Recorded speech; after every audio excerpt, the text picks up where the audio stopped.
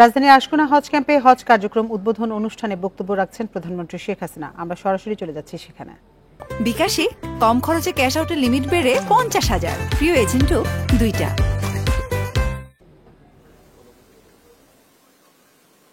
আমার ছোট বোন আর আমি বিদেশে ছিলাম,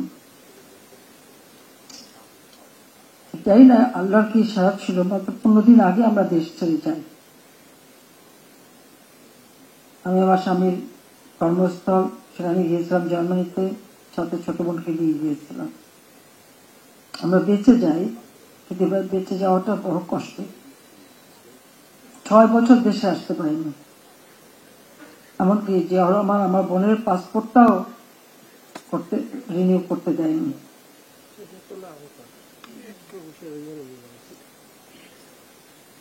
তার 6 বছর পর আমি দেশে ফিরে আসি। আমি একটা চিন্তা নিয়ে এসেছিলাম, যে দেশ আমার বাবা স্বাধীন করেছেন, এই গরিবের মুখে হাসি ফোটাতে চেয়েছেন, এদেশের মানুষের ভাগ্য পরিবর্তন করতে চেয়েছেন, সেই কাজটাই আমাকে করতে হবে। আমি অন্তত এটুকু বলতে পারি, অন্তত আমি সেই কাজটাই করতে পারছি। তবে আমি বিশ্বাস করি যে বাবা মা ভাই সব হারিয়ে যখন এই দেশে ফিরলাম, আমার তো আসলে কিছু ছিল, আমার থাকার জায়গা নেই, চলার কোনো গাড়ি নেই, আমি জানি না আমি কিভাবে চলবো, কিন্তু আমি চলে এসেছি। আল্লাহ রাব্বুল আলামিন আমাকে সব রকম সহযোগিতা করেছেন এবং বাংলাদেশের জনগণ আমাকে আপন করে নিয়েছিলেন, এটাই আমার বড় শক্তি। আজকে বাংলাদেশ অনেক এগিয়ে গেছে। আমার একজন বোন যিনি হজ করতে যাতে তিনি নিজেই বললেন, এইমাত্র আরেকজন তিনি বললেন, এখন কত সহজভাবে আপনার ঘরে বসে হজের সব কাজ সম্পন্ন করতে পারছেন। ডিজিটাল বাংলাদেশ গড়ে তুলব 2008 নির্বাচনী ইস্তেহারে সেই ঘোষণাটা দিয়েছিলাম। আজকে তার সত্যিকার বাস্তবায়ন হয়েছে, আর বাস্তবায়নটা হয়েছে বলেই আজ এই সুযোগটা সকলে পেয়েছেন। আর প্রথমবার যখন সরকার এসেছিলাম, তখন মোবাইল ফোন যাতে সকলের হাতে পৌঁছায় সে ব্যবস্থাটাও করে দিয়েছিলাম। আর এরপর ডিজিটাল বাংলাদেশ করবার জন্য স্যাটেলাইট, বঙ্গবন্ধু 1 উৎক্ষেপণ করা, ব্রডব্যান্ড সমস্ত জায়গায় পৌঁছে দেওয়া, ওয়াইফাই কানেকশন দেওয়া, এসব করার ফলে কিন্তু আজকে এই সহজ পদ্ধতিতে আপনারা হজ করতে যেতে পারেন এবং কাজগুলি ঘরে বসে করতে পারেন, কোন রকম হয়রানি হতে হয় না। আর তাছাড়া রেজিস্ট্রেশনের ব্যাপারটাও আমরা যাতে সরাসরি অনলাইনে রেজিস্ট্রেশন করা যায় সে ব্যবস্থাটাও করে দিয়েছি। এবং যারা নিজেরা কম্পিউটার ব্যবহার করবেন না, যেমন প্রত্যেকটা এলাকায় আমরা তো ডিজিটাল সেন্টার তৈরি করে দিয়েছি।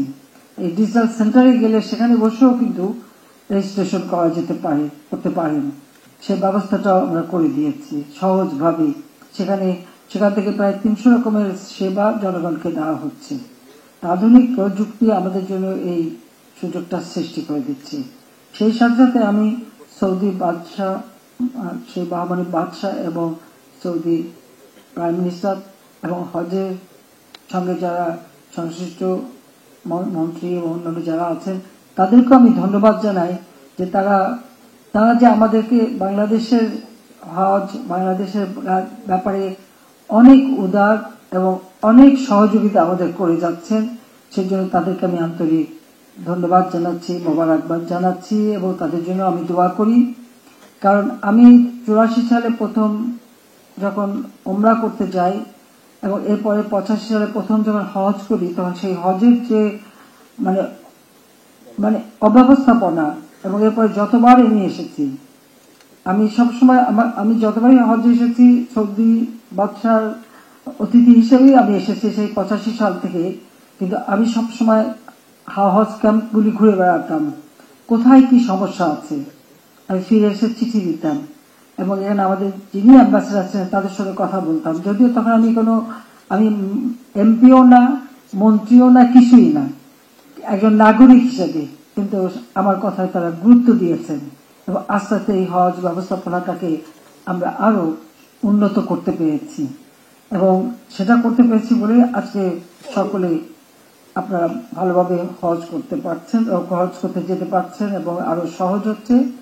আর এই হজ ক্যাম্পটারও যথাযথ উন্নতি করে দিয়েছি এবং এখান থেকে আমরা একটা আন্ডারপাস করে দিচ্ছি, সেটা হচ্ছে মানে এই হজ ক্যাম্প এবং সেই সাথে আমাদের রেল স্টেশন, বিমান বন্দর রেল স্টেশন যেটা আছে, এই রেল স্টেশন এবং হজ ক্যাম্পের সাথে বিমানবন্দরের যোগাযোগটা এটা আন্ডারপাস দিয়েই হবে।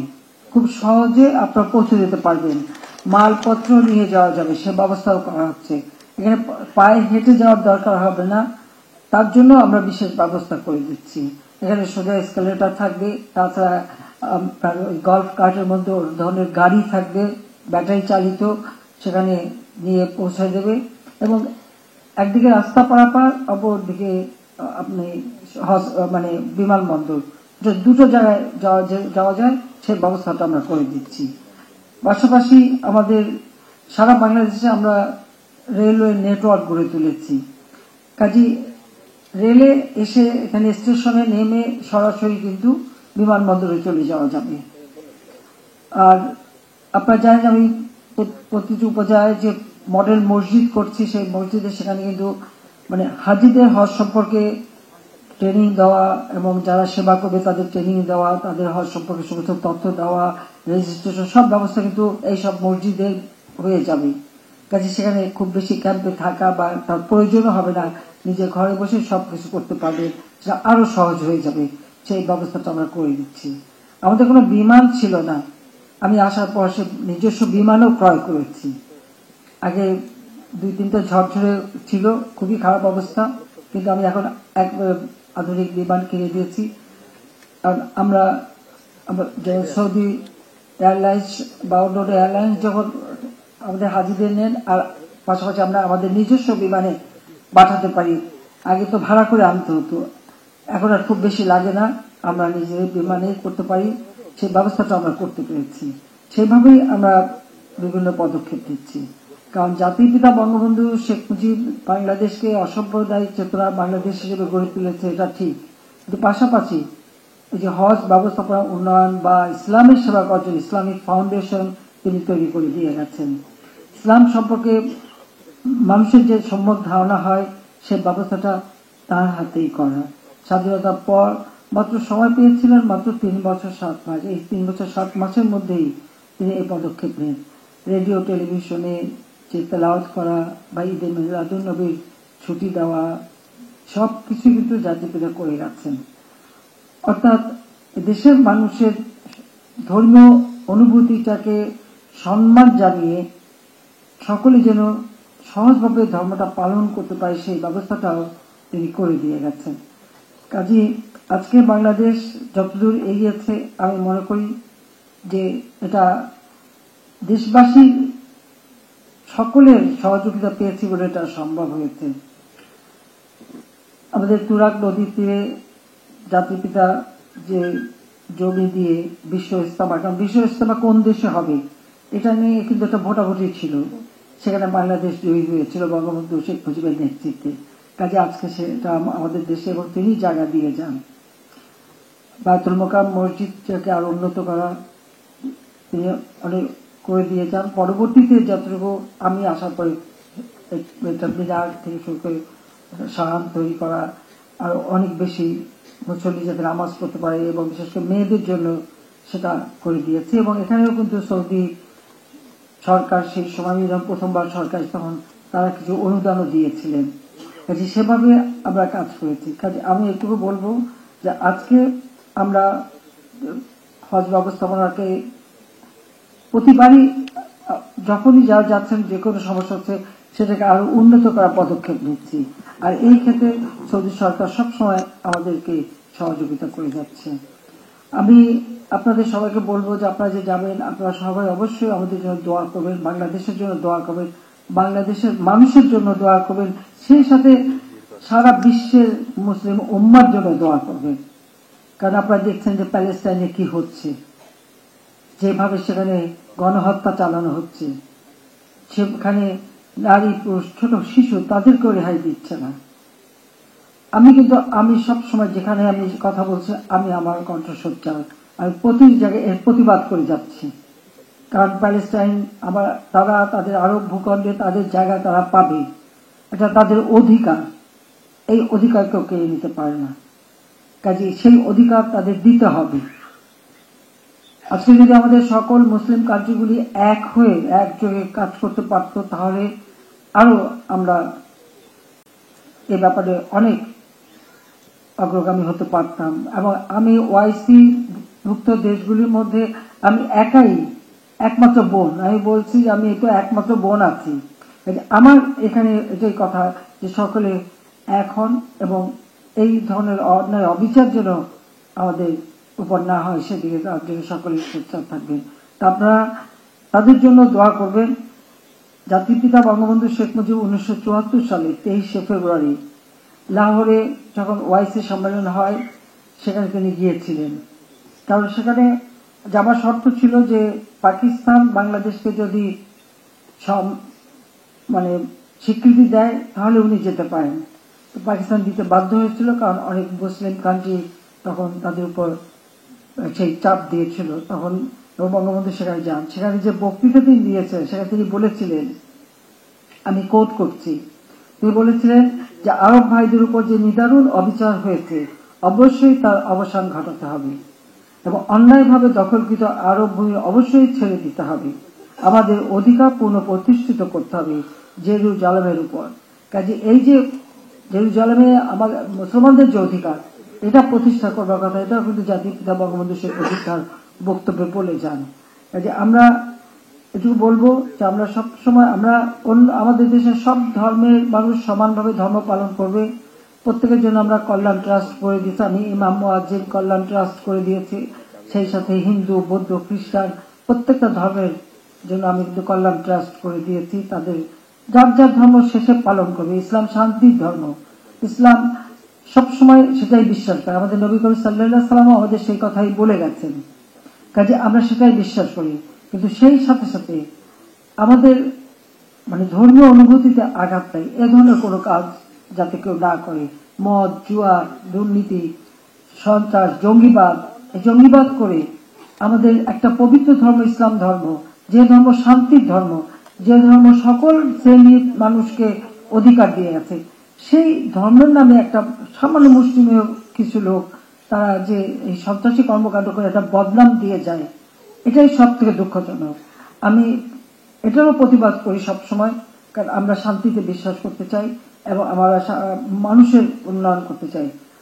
আজকে আমরা হজ ব্যবস্থাপনা করতে পেরেছি, কারণ এই ডিজিটাল বাংলাদেশ আমরা বাস্তবায়ন করেছি। আমাদের আগামী দিনের লক্ষ্য হচ্ছে আমরা স্মার্ট বাংলাদেশ গড়ে তুলব।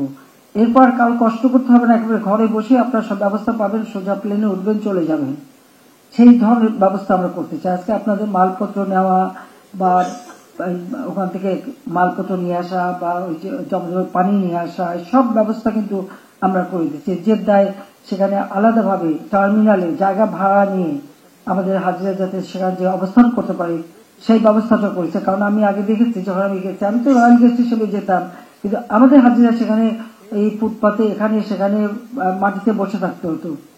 আমি যখন সরকার এসেছি তখন থেকেই জেদ্দা এখানে আমরা টার্মিনালে জায়গা নিয়েছি এবং প্রতি বছর সেই ব্যবস্থাটা আমরা রাখি। তাছাড়া হজ অফিস মক্কা এবং মদিনা শরীফে যাতে আগে তো একটা সেবা নিতে গেলে সেই মানে জেদ্দায় যেতে হতো, সেটা যাতে না যেতে হয় সেই ব্যবস্থাটাও কিন্তু আমি প্রথমবার যখন সরকার এসেছি তখন থেকেই করে দিয়েছি। তো এভাবে যত যেটুকু করার আমরা সাধ্যমতো কাজ করে যাচ্ছি। আমি এটাই চাই যে আজকে আর সেই সাথে আমি আবারও সৌদি সরকার এবং বিশেষ করে বাদশাহ এবং প্রধানমন্ত্রীকে ধন্যবাদ জানাই এই জন্য যে তারা কিন্তু বাংলাদেশের সমস্যাগুলি সবসময় যেটা পেয়েছেন সঙ্গে সঙ্গে সেটা সমাধান করে দিয়েছেন। সেটাই হচ্ছে আমাদের সবচেয়ে বড় কথা। কাজে আমি আপনাদের সবাইকে একটু বলবো যে আপনারা যখন যাবেন অবশ্যই আমাদের জন্য, বাংলাদেশের জন্য দোয়া করবেন। এবং এই যে আমরা আপনাদের হজ ব্যবস্থাপনা যতটুকু আপনাদের সেবা যাতে উপযুক্ত পায়, হাজিরা যাতে সেবা পায়, সেই ব্যবস্থাটা করতে পেরেছি, এটা ধরে রেখে যেন আরো উন্নত করতে পারি সেই দোয়াটাও আপনারা করবেন। আর দেশের মানুষের জন্য দোয়া করবেন যে আল্লাহর জন্য আমাদের মানুষের জন্য গলা ভরা ধান দেয়, পুকুর ভরা মাছ দেয়, সুন্দর উন্নত জীবন দেয়, সেটা যেন পায়, সেই জন্য আপনাদের দোয়া চাই। আপনারা ভালোভাবে যান, হজ পালন করেন। এবং সহি সালামতে আবার আপন জনের কাছে ফিরে আসেন সেই কামনা করি। সবাইকে আবার ধন্যবাদ জানাই। জয় বাংলা, জয় বঙ্গবন্ধু, বাংলাদেশ আবার খোদা হাফেজ। মাননীয় প্রধানমন্ত্রী, আপনাকে। রাজধানীর আশকোনা হজ ক্যাম্পে হজ কার্যক্রমের উদ্বোধন করলেন প্রধানমন্ত্রী শেখ হাসিনা। আমরা এতক্ষণ সরাসরি ছিলাম সেখানে।